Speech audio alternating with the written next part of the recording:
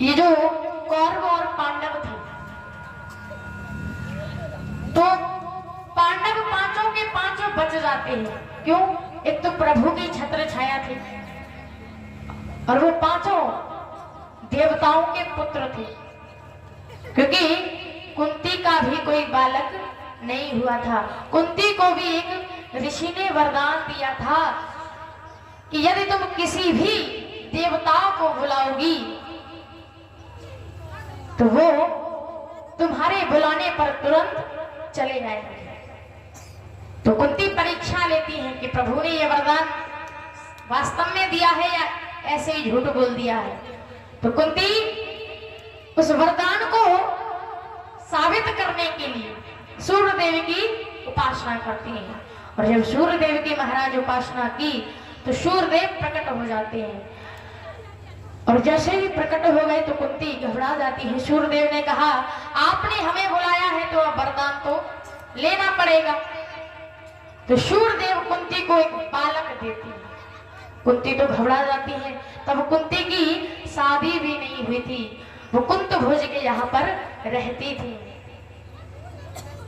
तो उन्होंने समझा कि राज्य के लोग देखेंगे तो क्या सोचेंगे कि कुंवारी लड़की के ये बालक आखिर आया तो आया कहां से। तो कलंक के मारे कि कलंक न लग जाए, उस बालक को नदी में बहा देती है, और नदी में बहा दिया। वो बालक धोबी को मिलता है, जो कि वो धोबी जैसे ही देखता है बालक नदी में तैरता हुआ आ रहा है, तो वह उस बालक को उठा लेते हैं। उसका नाम रखते हैं क्या? कर्ण। उसी बालक का नाम पड़ता है कर्ण। और जो गांधारी थी उनको भी श्राप लगा था, और श्राप किसने दिया था कि गांधारी जब छोटी थी तो महाराज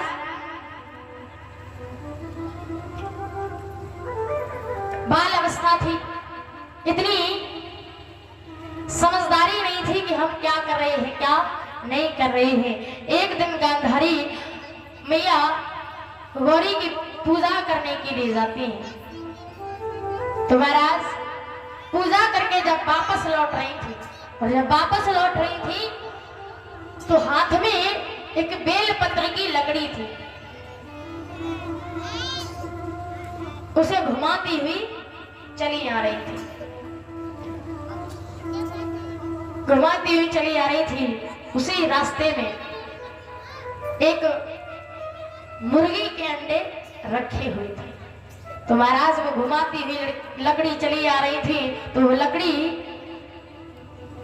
गांधारी को नहीं पता चलता है, वो लकड़ी उस मुर्गी के अंडों में लग जाती है। बेचारे बच्चे मर जाते हैं। इधर देखा तो आज बड़े ही क्रोध में आकर के कहती है कि ओरी पापिनी क्या कर डाला, और मारे सुत तूने मोरे,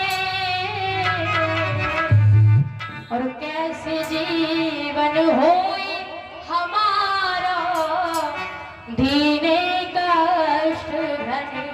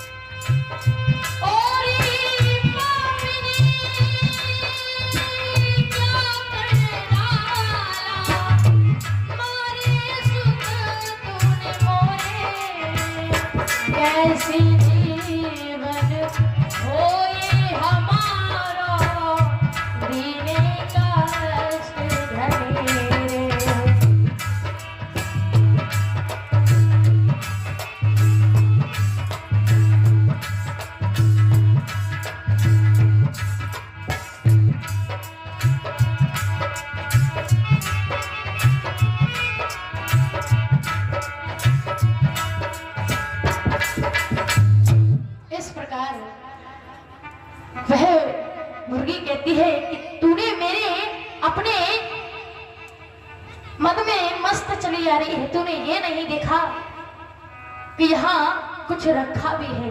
तूने मेरे बच्चों को मृत्यु के घाट उतार दिया, इसलिए जा, मैं तुझे श्राप देती हूँ कि तेरे भी पुत्र मृत्यु के घाट उतर जाएंगे। तो महाराज गांधारी के पता है 100 पुत्र थे, तो 100 पुत्रों में से एक भी जीवित नहीं बचा। एक भी बालक अपने माता पिता को पानी देवा नहीं रहा। तो कहा जाता है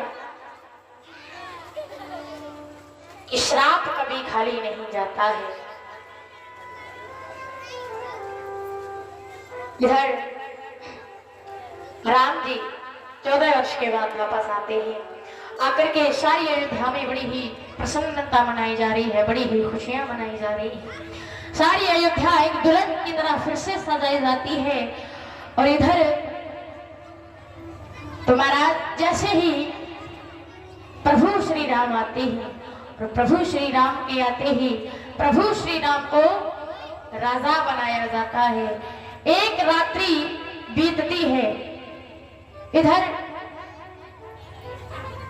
एक धोबी था अयोध्या में, उसकी पत्नी,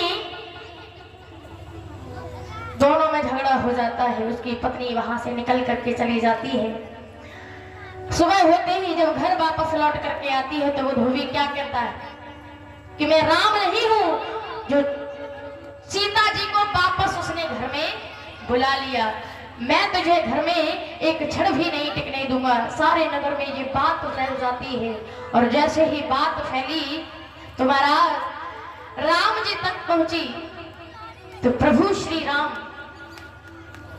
मां सीता को घर से निकाल देते हैं।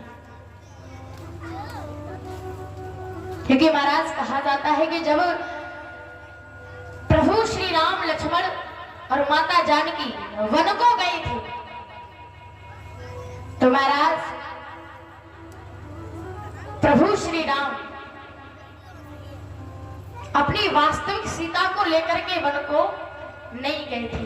अग्नि परीक्षा ली थी पहले भी, और जब वहां से सीता जी को लेकर के आए थे, जब रावण के जहां से सीता जी आई थी, रावण के जहां सीता जी नहीं गई थी, सीता जी की परछाई गई थी। तो जब आ रहे थे तो महाराज परीक्षा लेकर के आए थे, अग्नि परीक्षा हुई थी, लेकिन फिर भी अयोध्या वासियों ने कलंक लगा दिया कि ये वहां रह करके आई है, मैं राम नहीं हूं जो तुम्हें रख लूंगा। सारी अयोध्या में जैसे ही ये बात फैली तो राम जी सीता जी को घर से बाहर निकाल देते हैं। सीता जी वाल्मीकि ऋषि के यहाँ पर आश्रम में रहती है। सीता जी के गर्भ से 2 बालकों का जन्म होता है जिनका नाम रखा जाता है लव और कुश।